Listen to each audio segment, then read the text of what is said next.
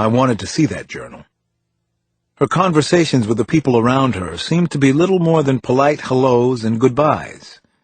The perfect employee. I decided to pull myself out at that point and went back to Perkins's office in the basement. I gave him a courtesy debriefing. As we were talking, my beeper went off. "Excuse me." I got Carl Page in the crisis center. "I thought you'd want to know right away." "Yeah, just a second. I'll be there." Her timesheets check out perfectly.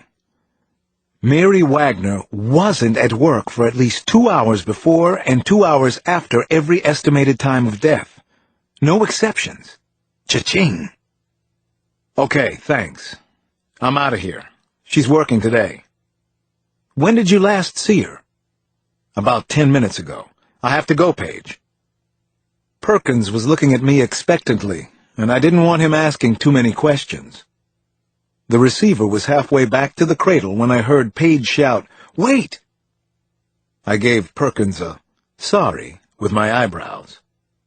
Sometimes Agent Page could be a little exasperating, almost as if he was trying too hard. "What, Carl?" "Mary Smith's last email, Alex. The murder that's supposed to happen by 12 tomorrow." "Yeah, I got it," I said, and hung up the phone. I already knew what Page was trying to tell me. Tomorrow was Mary Wagner's day off. Chapter 90. I was already convinced it was crucial that I try to speak with Mary Wagner before the trauma of an arrest. That was my strong gut response on this strange case. I knew LAPD was going to be under a lot of pressure to move quickly, though. It meant I had to move even faster, if I could. I hurried back to the bureau and found Van Allsburg in his office. "Don't ask me, not my call," he said, after I'd made my case for the interview. "If Maddox Fielding wants to move in on her, then do me one favor," I said. Minutes later, we were on the phone in Fred's office. I knew Maddox Fielding probably wouldn't take my call, but Van Allsburg got patched through right away. "Maddox, I've got Alex Cross here. He's making a pretty good argument for holding off on Mary Wagner, just long enough to interview her." "How much more do you think we're going to get on her?" Fielding asked. "It's done. We've got plenty to take her in." "It's all circumstantial," I said into the speakerphone. "You'll have to let her go." "Yeah, well, I'm working on that." "What do you mean?" I asked, already starting to fume. "What aren't you telling us, Maddox? What's the point of shutting us out?" He ignored my legitimate question with one of his trademark stony silences. "Listen, between LAPD and the Bureau, she's under constant surveillance. She hasn't shown any sign of making a move. We know her timetable. Let me just talk to her at home. This could be a last chance to get her in a non-defensive state."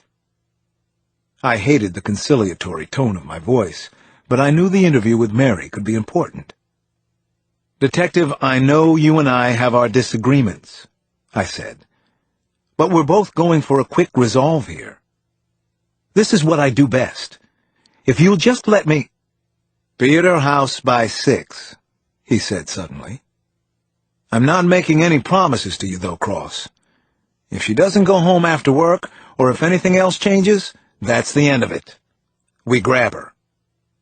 By the time I had arched my eyebrows, there was a click on the line, and the call was over.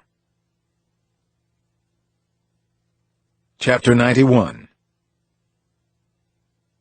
She didn't bother to use the chain lock.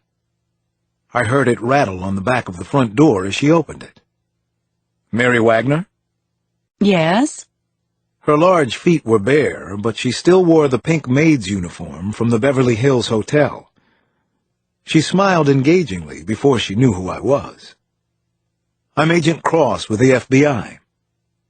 I held up my ID, which included my shield. "May I come in and ask you a few questions? It's important." Her tired face sagged. "It's about the car, isn't it? Lord, I wish I could just paint that thing or trade it in or something. I've been getting all kinds of embarrassing looks you wouldn't believe. Her manner was more outgoing than anything I'd seen at the hotel, but she had the beleaguered, animated quality of a public school kindergarten teacher with way too many students. "Yes, ma'am," I said. "It is about the car. Just a formality. We're following up on as many blue Suburbans as we can. May I come in? It won't take long." Of course, I didn't mean to be rude. Please, come on inside, come. I waved to Baker on the curb. 5 minutes, I called out, mostly just to let Ms. Wagner know I wasn't alone at her house. Hopefully, the unmarked LAPD units up and down the street were more invisible to her eyes than mine. I stepped inside and she closed the door behind me. Adrenaline shot through my body in an instant. Was this woman a killer, possibly an insane one? For some strange reason, I didn't feel threatened by her. The neatness of the house made a strong first impression on me. The floors were recently swept, and I saw no signs of clutter anywhere. A wooden cutout hung in the front hallway. It was in the shape of a curtsying farm girl with the word "Welcome" stenciled across her skirt. The relative disrepair outside, I suddenly realized, was the landlord's domain. This was hers. Please sit down. Mary Wagner gestured me toward the living room through an archway to my right. A mismatched sofa and love seat took up most of the room. Her television was on mute, and a can of Diet Pepsi and a half-eaten bowl of soup sat on the worn redwood coffee table. "Am I interrupting your dinner?" I asked. "I'm real sorry about that. Not that I was going to leave." Oh, no, not at all. I'm not much of an eater. She quickly turned off the TV and cleared the food away. I stayed in the hall and glanced around while she put the dishes on the kitchen counter in the back. Nothing looked out of place. Just a regular house that was almost too neat, uncluttered, spick and span clean. Would you like something to drink? She called out from the other room. "Nothing, thanks." Water, soda, orange juice, it's no bother, Agent Cross. "I'm fine." Her journal was probably here in the house, but nowhere that I could see. She'd been watching Jeopardy on TV. Actually, I'm out of orange juice anyway, she said genially, coming back toward me. She was either completely comfortable or very good at faking it. Very odd. I followed her into the living room, and we both sat down. So, what can I do for you? She asked, in a kindly tone that was oddly unsettling. I'd like to help, of course. I kept my own tone casual and non-threatening. "First of all, are you the only driver for your car?" Just me. She smiled as though the question was vaguely funny. I wondered why. "Has it been outside your supervision at any time in the past 6 weeks or so?" Well, when I sleep, of course. And when I'm at work, I do housekeeping at the Beverly Hills Hotel. I see. So you need the car for transportation to work. She fingered the collar of her uniform and eyeballed the pad in my hand as though she wanted me to write that part down. On an impulse, I went ahead and did it. So I guess the answer is yes.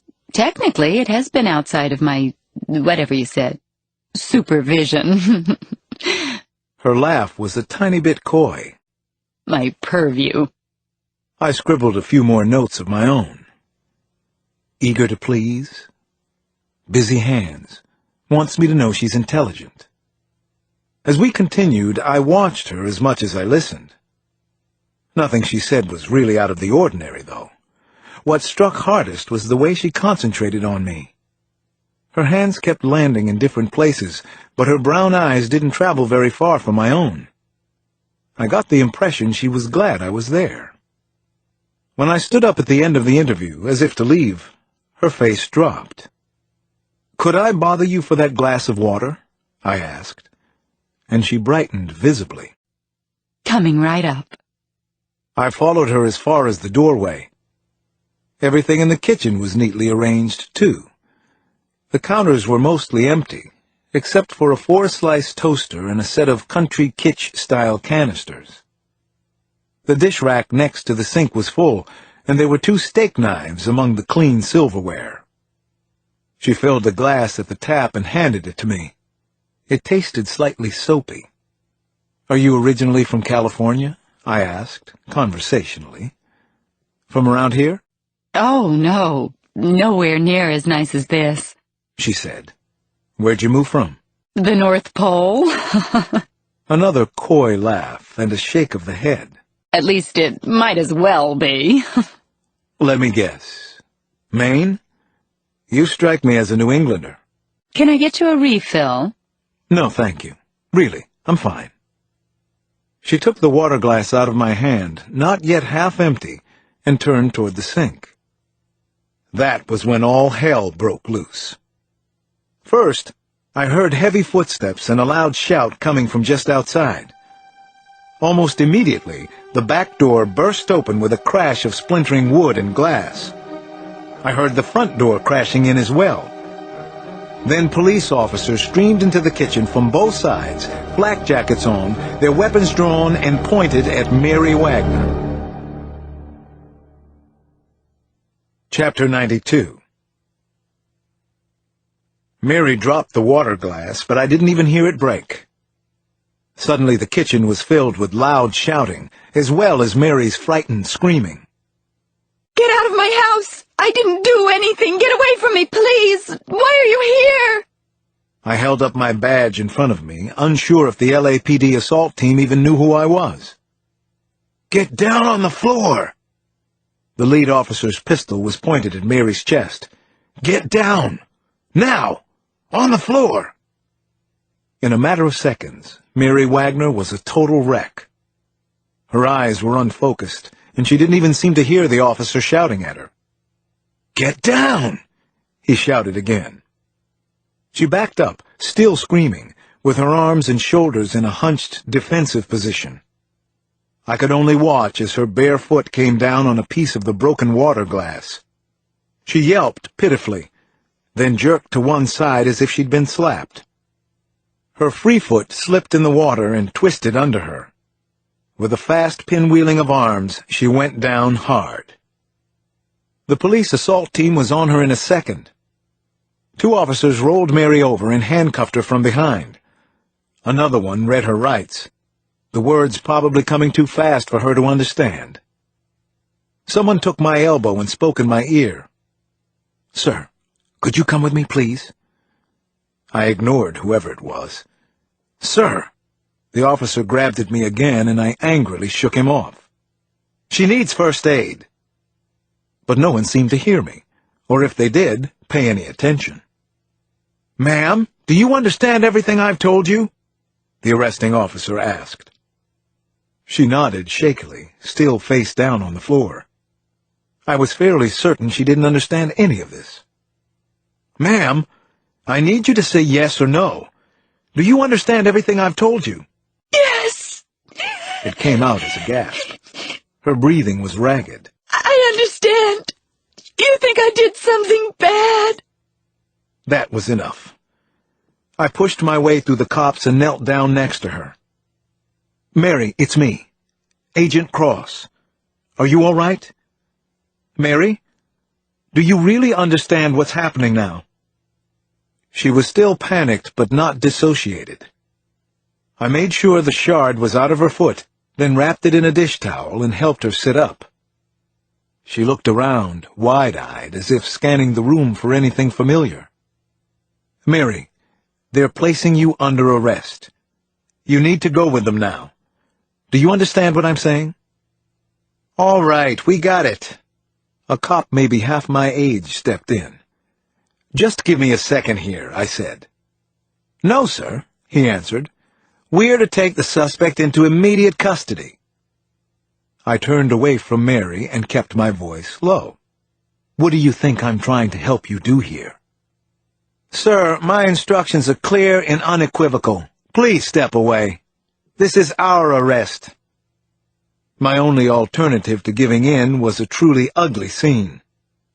I thought seriously about it, but knew my